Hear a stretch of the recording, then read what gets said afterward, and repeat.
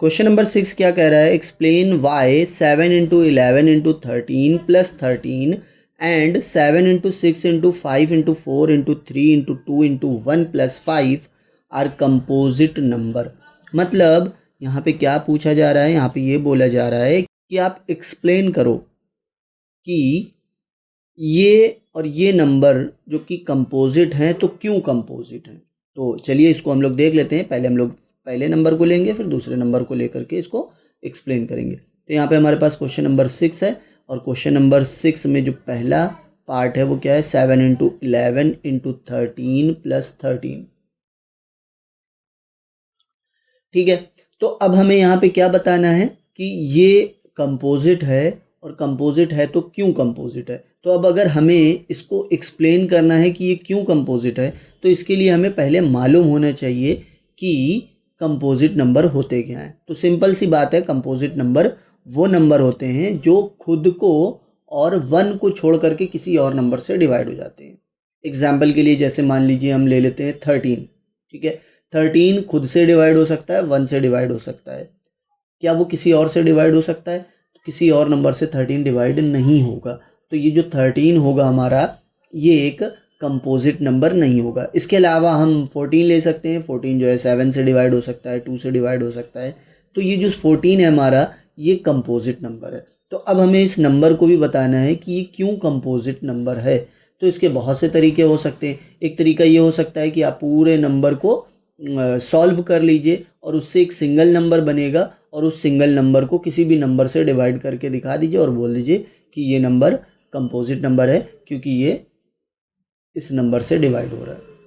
ठीक है, या फिर हम क्या कर सकते हैं, या फिर हम इसमें शॉर्टकट अपना सकते हैं। शॉर्टकट के लिए हमें क्या देखना होगा कि ये जो हमारे पास नंबर है, इन सभी नंबर के बीच में मल्टीप्लाई का साइन होना चाहिए। तो यहाँ पे सबके बीच में मल्टीप्लाई का साइन नहीं है, 3 के बीच में मल्टीप्लाई का साइन है, लेकिन यहाँ पर एक प्लस का साइन आ गया है जो इस नंबर को 2 पार्ट में बांट रहा है। जब इस तरीके से हो जाता है तो हमें क्या देखना होता है, यानी हमें ये देखना होगा कि क्या कोई कॉमन नंबर है इस पूरे टर्म में। यानी ये जो 2 टर्म है, ये पूरा टर्म और इस पूरे टर्म में क्या कोई कॉमन नंबर है। अगर कॉमन नंबर होगा तो उस कॉमन नंबर से पूरा नंबर डिवाइड हो जाएगा। तो बिल्कुल सिंपल सी चीज़ है, आपके समझ में आ गई होगी।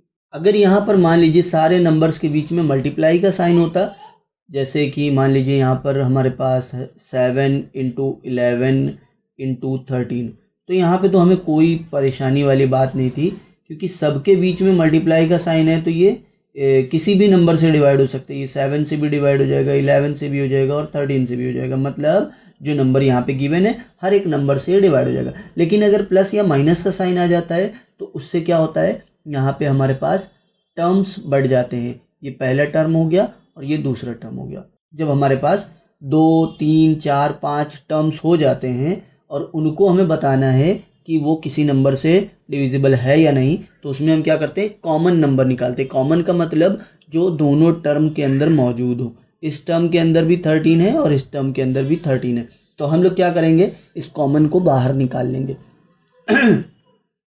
इस कॉमन को जब हम लोग बाहर निकालेंगे तो बचे हुए जो नंबर होंगे वो सब ब्रैकेट के अंदर आ जाएंगे। तो ये 7 है, 11 है और ये जो 13 है, इनमें से सिर्फ 7 और 11 हमारे पास बचेगा क्योंकि हमने 13 निकाल लिया है। फिर प्लस का साइन है तो प्लस का साइन भी ब्रैकेट के अंदर आएगा। फिर ये 13 है और इसमें से हमने 13 निकाल लिया है। जब हमारे पास एक ही नंबर है किसी टर्म के अंदर और उसको भी हमने एज अ कॉमन निकाल लिया है तो कुछ नहीं बचता है, तो वहाँ पर हम लोग 1 राइट कर देते हैं। तो ये चीज़ आप लोग को याद रखना है। तो अब जब हमने इस पूरे नंबर में से 13 कॉमन निकाल लिया तो इस तरीके से हमारा नंबर हो जाएगा और ये पूरा नंबर 13 से डिवाइड हो जाएगा। तो इस तरीके से हम लोग 13 और 13 को डिवाइड कर सकते हैं। तो अब हम लोग क्या कह सकते हैं, the given number is divisible by 13, hence it is composite number. Okay, अब एक और नंबर जो हमारे पास इसी क्वेश्चन नंबर 6 में है वो क्या है, 7 into 6 into 5 into 4 into 3 into 2 into 1 plus 5। तो अब यहाँ पर भी देखिए ये पूरा एक सिंगल टर्म है। और ये एक पूरा सिंगल टर्म है। तो यानी प्लस और माइनस का साइन क्या करता है, किसी नंबर को टर्म्स में बांट देता है, अलग अलग ग्रुप में बांट देता है। तो अगर हमारे पास सारे मल्टीप्लाई के साइन होते तो ये पूरा नंबर, उस पूरे नंबर के अंदर जितने भी नंबर्स हैं वो हर एक नंबर से वो पूरा नंबर डिवाइड हो जाता।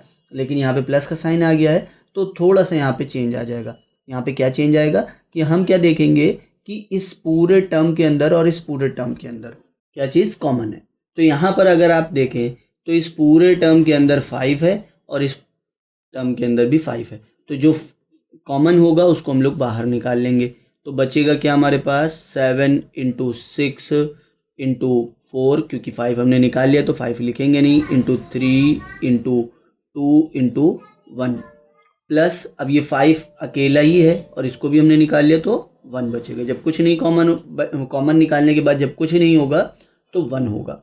तो इस तरीके से हम इस पूरे नंबर को लिख सकते हैं और फिर आप इसके नीचे ऐसे लाइन ड्रॉ करके नीचे लिख सकते हैं 5 और इस 5 से इस 5 को डिवाइड कर सकते हैं।